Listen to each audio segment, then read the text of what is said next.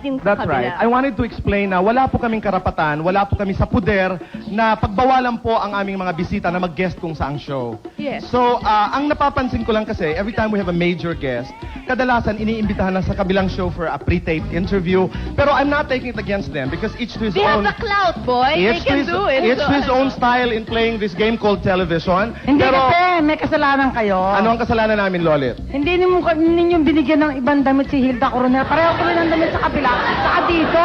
Hindi mo kasi anyway, pinahiram eh. Johnny, thank you for watching the show and in the spirit of... Social ka, pinapanood ka ni Johnny Litton. Maraming salamat, Johnny. Manila's 400 is That's watching right, you, yes. Boy Abunda. My social climbing days are paying off, Floy. Okay.